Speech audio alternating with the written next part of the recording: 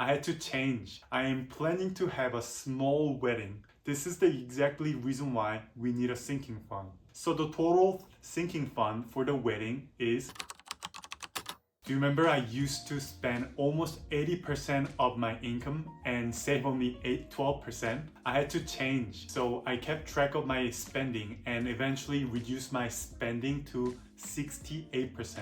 Now I have a new budgeting goal for 2025, which is to save 30% and invest 13% of my income. And there's a reason why I am saving so much right now. Have you guys heard of a sinking fund? When I first heard about it, I was like, what is that? And then I'm pretty sure you guys haven't heard it before, but I mean, if you know what it is and already put aside some money, then congratulations, you are on top of the budgeting game. A sinking fund is a budgeting that involves setting aside money to save for a specific expenses or purchases. In the last video, I talked about an emergency fund, which is setting aside about 3 months worth of your spending. So if you spend $3,000 every month, including rent, food, and everything, then you set aside about $9,000 for an emergency fund. I got married last year, but I haven't had a wedding yet. I am planning to have a small wedding this April. So I was thinking, should I use my emergency fund or should I save up more money in the category of emergency fund?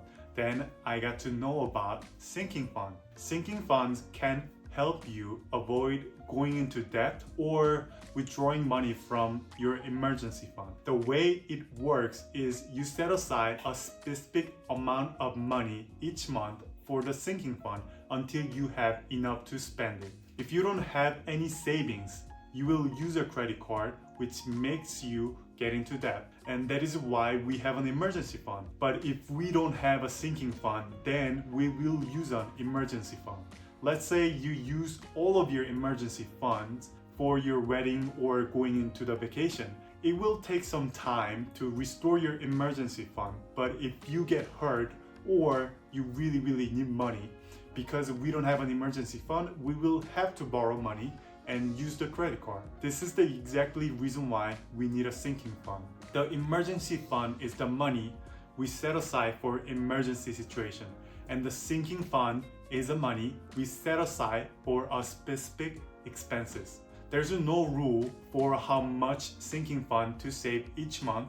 We just have to know how much we need and calculate how long we have to save it for specific expenses. I'm having a wedding soon and I did some math and see how much I would need. First, I need a good photographer to capture the beautiful moment, and we already hired someone, so I don't need to set aside for that one.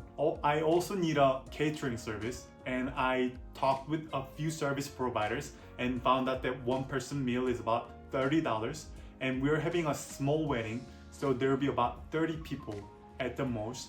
I also have to pay extra service fee between $300 to $500. So in total, I would need about $1,300 for the catering service.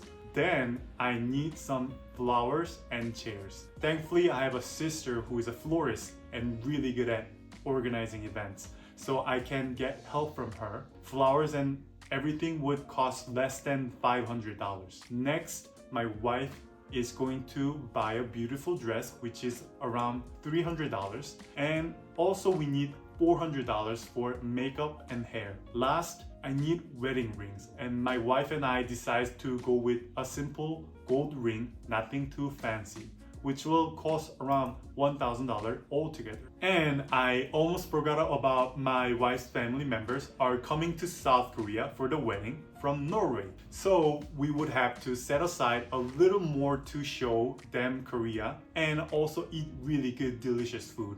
They will be staying in Korea for a week, so I am thinking that will cost around $2,000 altogether.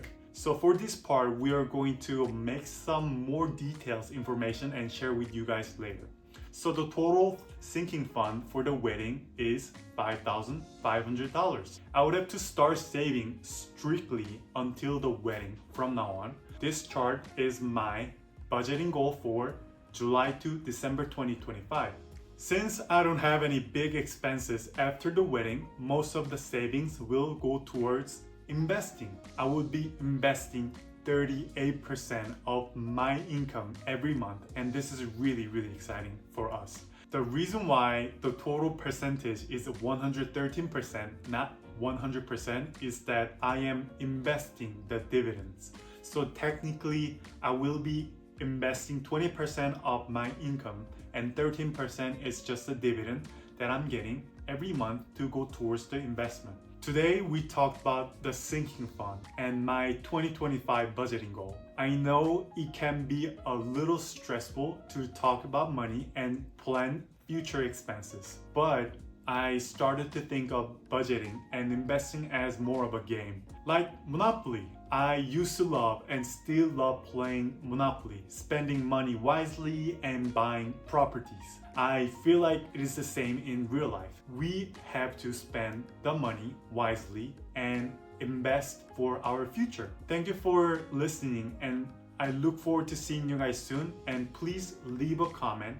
What is your budgeting goal for 2025? And also, what do you think of the sinking fund, and do you think it's a smart idea? And also, if you guys have any future expenses that you guys have to save.